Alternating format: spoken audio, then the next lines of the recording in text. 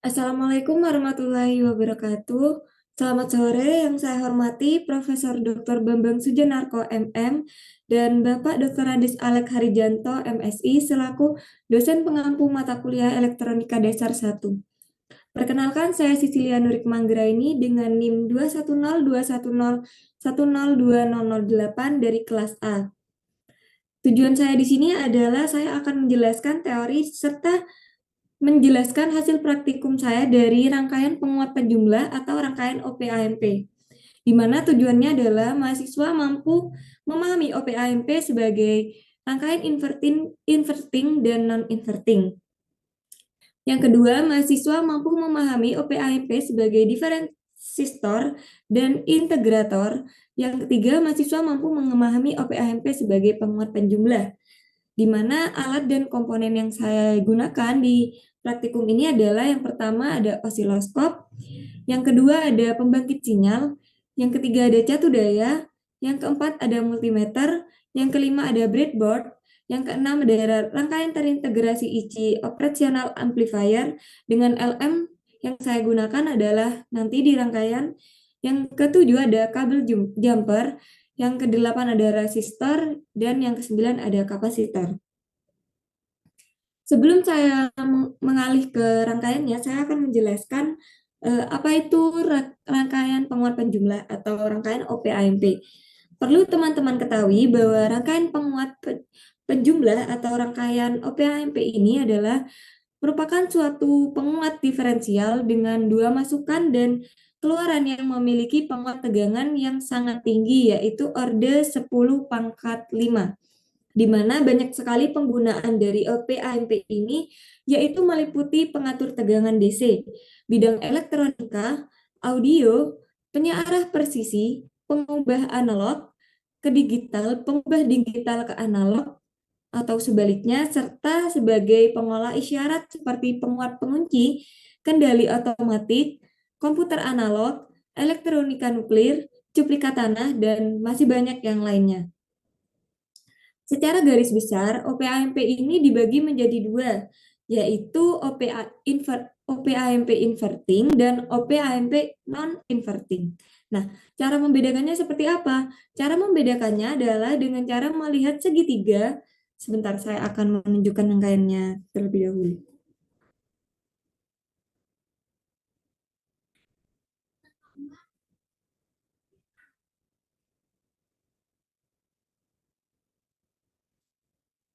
Nah, seperti yang sudah saya jelaskan tadi, alat dan komponen yang sudah ada pada rangkaian ini. Nah, di sini saya akan menjelaskan tadi tentang cara membedakannya. Bagaimana sih cara membedakan rangkaian penguat penjumlah OPAMP itu? Kan dibedakan menjadi dua. Eh, Rangkaian yang inverting dan non-inverting. Cara membedakannya dengan cara melihat segitiga. Segitiga ini maksudnya. Segitiga operasional amplifier. Di sini saya menggunakan value atau tipe 741. Biasanya juga bisa menggunakan tipe aslinya yaitu 741, di mana kita dapat melihat V-in dari kutub positif dan negatifnya. Nah, pada OPAMP kutub negatif ini biasanya disebut rangkaian non-inverting. Sedangkan kebalikannya, jika V-in-nya berada di segitiga yang positif, segitiga yang negatif itu maka disebut dengan rangkaian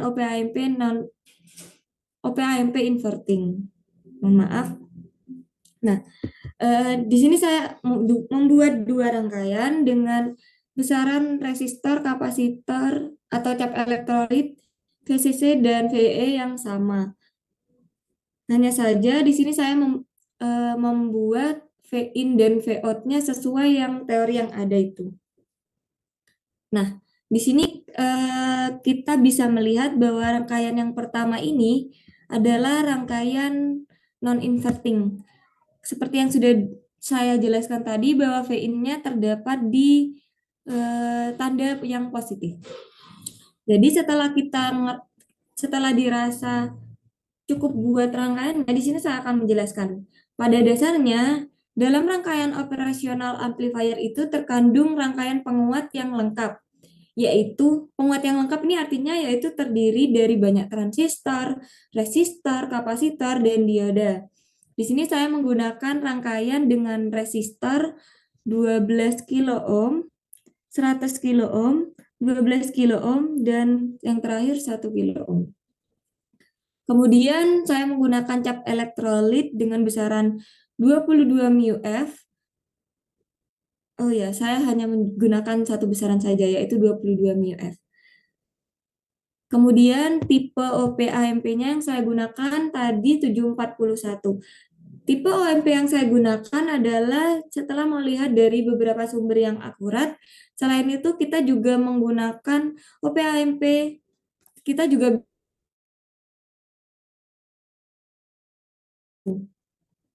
Dan tak lupa tadi saya juga menggunakan VCC dengan besaran 15,0 volt dan VEE-nya min 15 volt.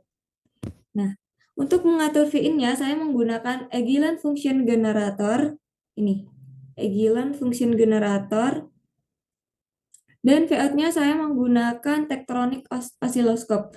Kenapa saya tidak menggunakan osiloskop yang digital saja? Karena saya di sini ingin melihat bagaimana cara kerja dari Agilent fungsi generator dan Tektronix Oscilloscope itu jika kita menggunakan secara yang elektronik. Jadi secara yang asli ini bisa kita lihat secara asli. Tapi melalui digital saja. Coba kita akan run dulu ya rangkaiannya. Kita akan run yang rangkaian non-inverting terlebih dahulu.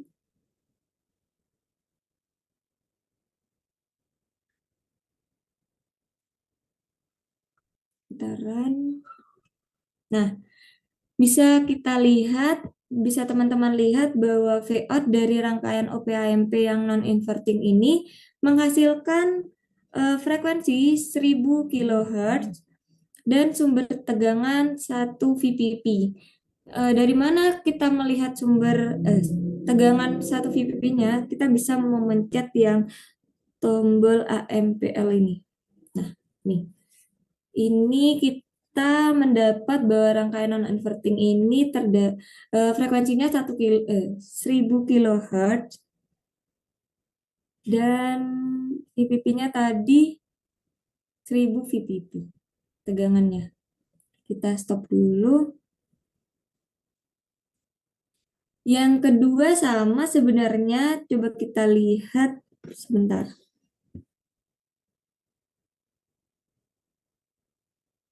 Maaf.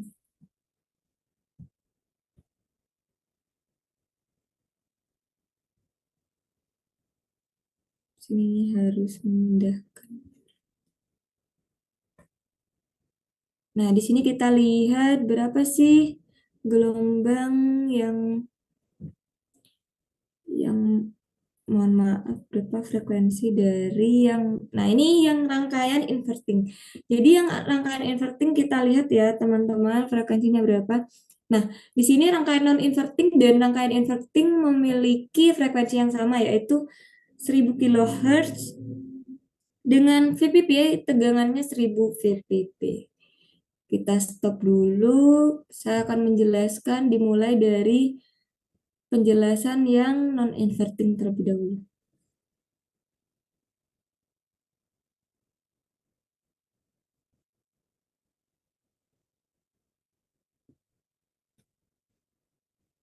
Nah, di sini sudah terdapat dan sudah saya tandai bahwa ini rangkaian yang non-inverting. Di sini akan terbaca bahwa di sini akan terbaca gelombangnya dengan cara mengatur posisi mulai dari peregangan dan lain-lain. Bentar. Ini udah muncul ya. Nah, di sini sudah muncul. Sebenarnya ini tadi sebelum saya run tidak muncul gelombangnya. Hanya saja kita dapat mengatur posisinya di channel 1 dan channel 2 untuk mengatur posisinya. Nah, itu.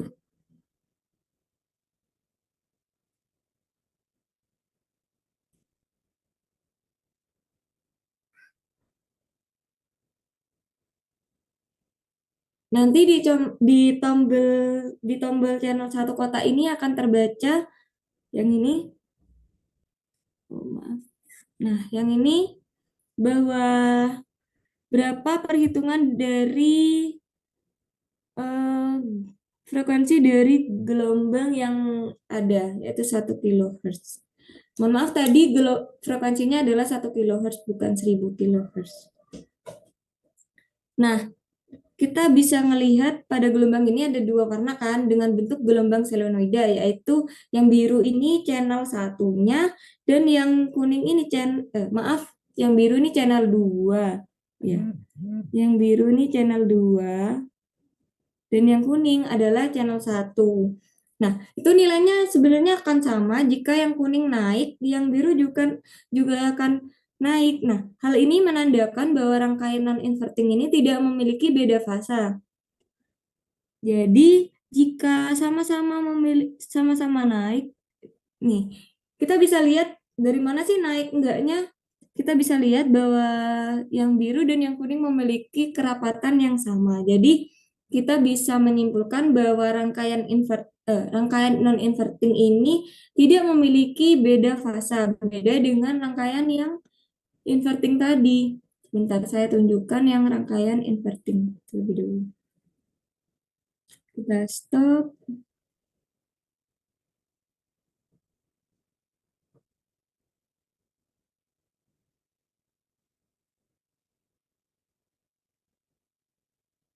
Nah, bisa kita lihat bahwa pada rangkaian yang inverting, jika pada rangkaian inverting, channel 2 yang warna biru itu turun, sedangkan channel yang satu itu di gambar ini naik. Nah, ini menandakan bahwa berkebalikan dengan rangkaian yang non-inverting tadi. Dan ini juga dapat kita simpulkan bahwa rangkaian yang inverting ini memiliki beda fasa, berbeda dengan yang rangkaian tadi yang non-inverting, yaitu tidak memiliki beda fasa. Kita bisa mengubah, kita bisa coba ya, kalau yang biru naik, yang kuning akan turun. Nah tuh, kalau yang kuning naik, yang biru turun. Kalau yang kuning turun, maksudnya turun ini mengecil ya, teman-teman. Jadi seperti itu. Bisa dibuktikan bahwa rangkaian OPAMP yang saya buat berupa rangkaian non-inverting dan rangkaian inverting itu sudah sesuai dengan teori. Di mana OPAMP ini memiliki sifat ideal. Beberapa sifat ideal dari OPAMP itu penguat lingkaran terbuka hingga tak terhingga. Hambatan keluaran lingkaran terbuka biasanya adalah 0. Hambatan masukan yang terbuka tak terhingga dan lebar pita yang tak terhingga juga. Penguat menggunakan OPAMP terdapat 3 penguat, yaitu membalik, penguat tak membalik, dan penguat penjumlah. Apabila ingin menggunakan OPAMP untuk penguat dan penguat tegangan yang tidak terlalu besar, maka harus memasang balikan negatif, yaitu dengan cara memasang resistor antara keluaran dengan masukan membalik.